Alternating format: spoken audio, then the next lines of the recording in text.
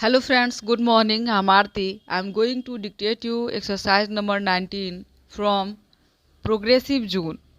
Please like the video, subscribe the channel and press the bell icon. 5 seconds.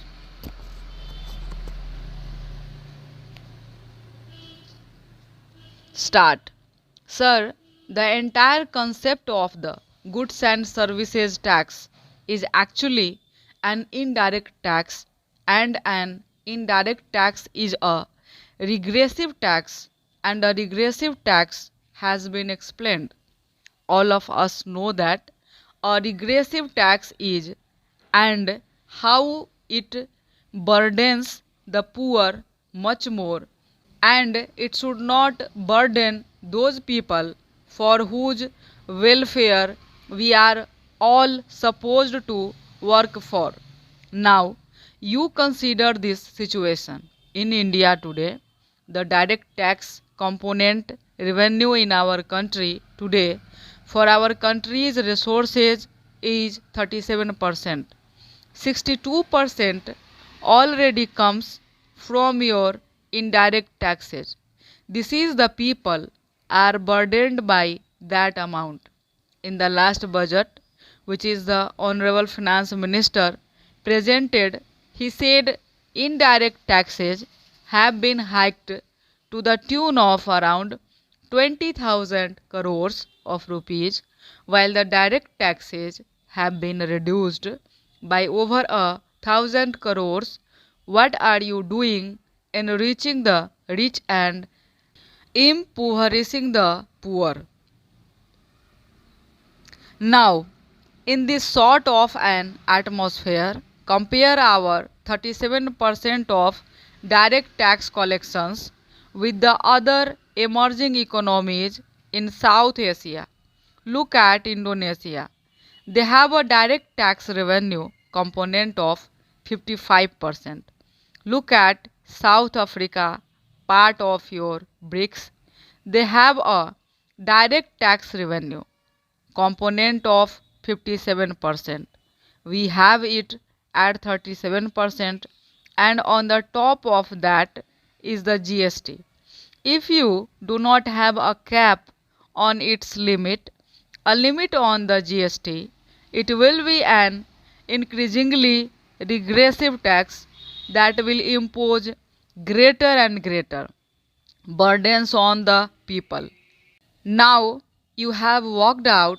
I don't want to name him, but those of us who have read the Chief Economic Advisor's report would think that they are very reasonable economic arguments.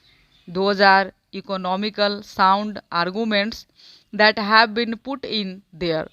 The revenue neutral rate was estimated, and that has already been explained in the House to be 15% or 15.5%, whatever that exact figure is. But remember, sir, there was an RNR calculated in 2014, which we was then very strongly opposed, and that RNR that was calculated then was 27%. 13% as the central taxes and 14% as the state taxes. This is a very heavy burden on the people who are also hit by high inflation. Now, if you have this sort of an RNR, and on top of that you have the bands, you may have bands less than that, but then a tax rate of around 24% or 25%, that will just cripple a vast majority of our people. I have said this before. What is the reality today? It is reported that in the last 1 year, the number of US dollar billionaires in our country have increased from 100 to 150. Wonderful, may that tribe increase.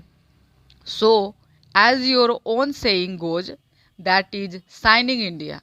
What does the 2011 economic data report show? In 90% of Indian families, the bread earner in the family earns less than Rs 10,000 a month. These are the two Indias you already have. On top of that, if you get a regressive tax regime, you are only widening the gap between the two Indias. And that is not the spirit which our constitution enjoins us to come to this house to legislate.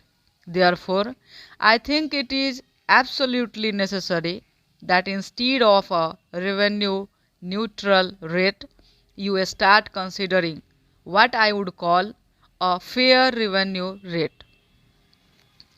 I am seriously suggesting to the Honorable Finance Minister that this be considered as a fair revenue rate and to work on it. By the time you bring the GST bill, you can actually work on a fair revenue rate for the states concerned, and then you have a cap on it, so that assurance must also come when the GST bill is brought before us. How it will be brought, I will come to later.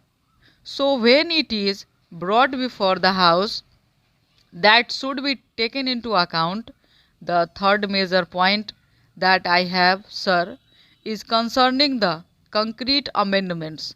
There are certain problems in the concrete amendments which is the Honorable Finance Minister has moved.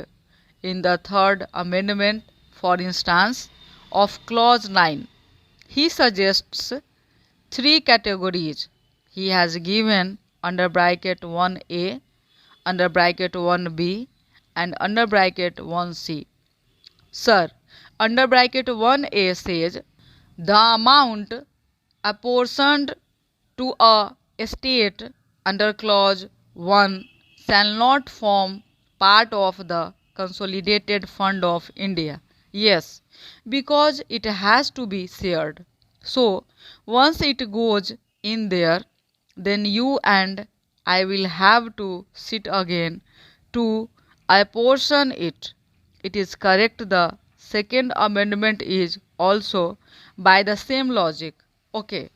The third amendment, namely under bracket 1c, says where an amount collected as tax levied by a state under Article 246A has been used for payment of the tax levied under clause 1. Stop.